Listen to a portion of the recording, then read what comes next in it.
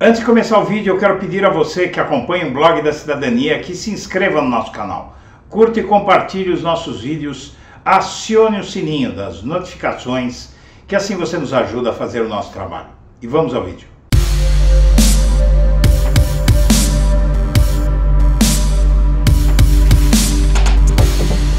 Bom dia, senhoras e senhores. Hoje é 20 de janeiro de 2023, são 8 horas da manhã.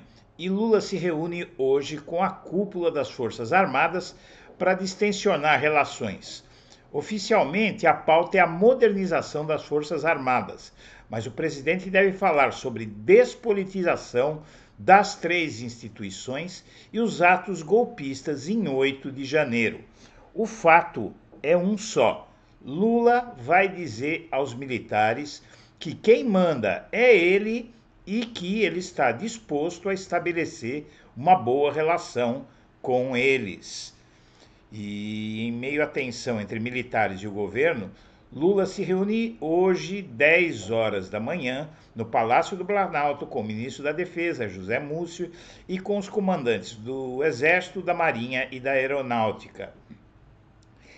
E oficialmente, a pauta é a modernização das Forças Armadas. Ele vai anunciar investimentos, dizer que vai procurar uma boa relação com eles, mas que quem manda é ele, que não vai admitir mais ações golpistas, declarações golpistas, atitudes de militares isolados, como o coronel do GSI, que inclusive ameaçou o presidente, e o ex-membro do GSI, de Temer, que também ameaçou o presidente.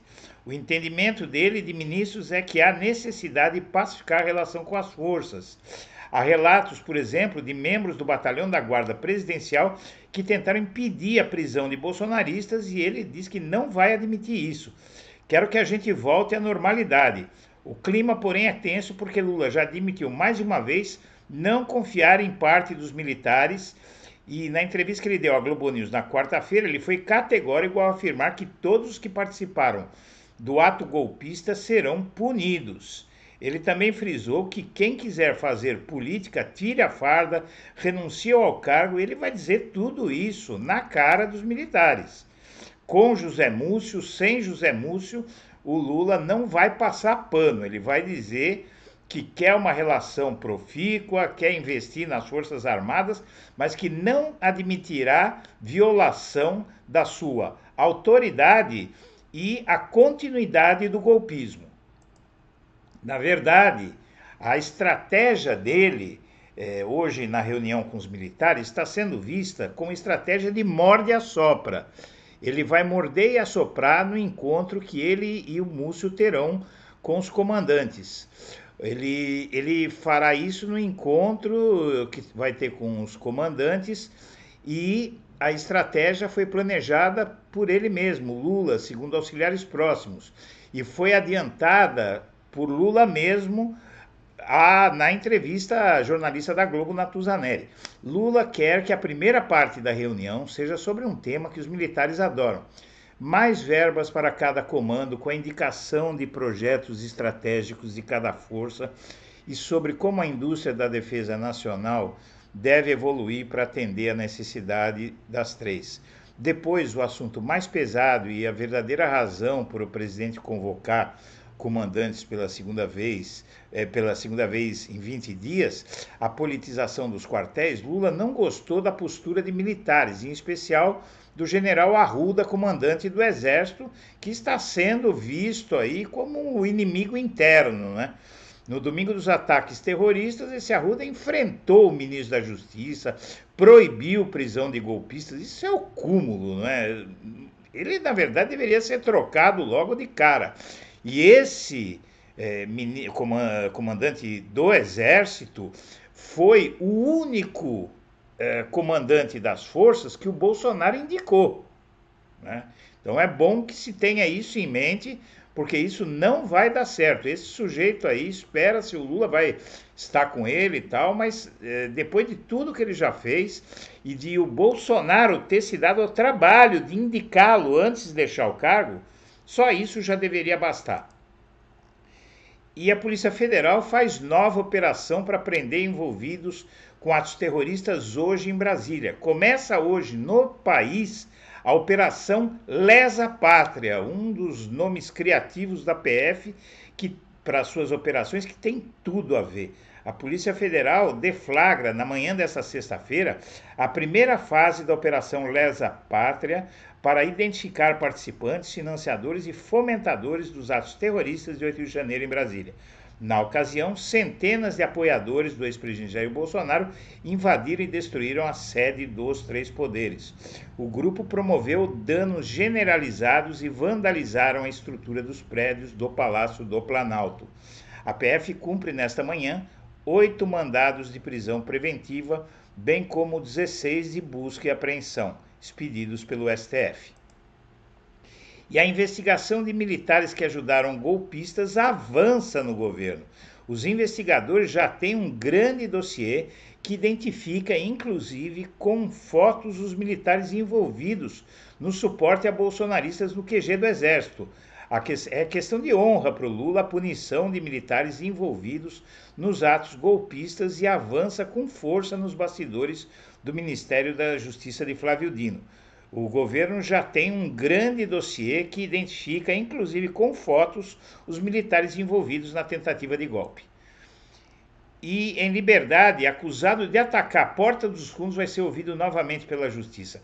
Acredite se quiser, meu amigo, minha amiga.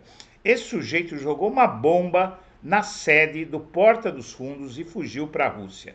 Foi extraditado para o Brasil e aí uma juíza colocou um homem que tentou, em tese, ele tentou matar pessoas do grupo Porta dos Fundos por questões religiosas. Uma juíza colocou o sujeito em liberdade, acredite se quiser. O nome dela é Juíza Daniela Álvares Prado, da 35ª Vara Criminal do Tribunal de Justiça do Rio. É inacreditável o que acontece em alguns setores do judiciário e o próprio judiciário deveria passar a si mesmo a limpo. Não é? É inadmissível uma coisa dessa. O sujeito vai cometer mais alguma atrocidade. E aliados de Valdemar viram a investida do clã de Bolsonaro para tomar o comando do PL. Acredite se quiser, a família queria dar golpe até no seu próprio partido, no partido do Bolsonaro. É um golpismo que está no sangue, né? O sujeito, quando não tiverem ninguém mais para dar golpes, eles vão dar golpe em si mesmos.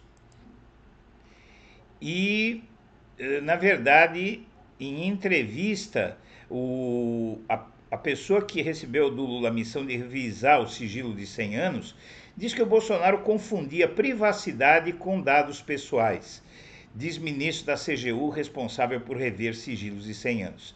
Eu tenho uma história a contar sobre isso. Há poucos dias eu assisti a um vídeo de uma reunião do Bolsonaro no comecinho do governo dele, em que ele se referia reiteradas vezes ao avião presidencial como meu avião.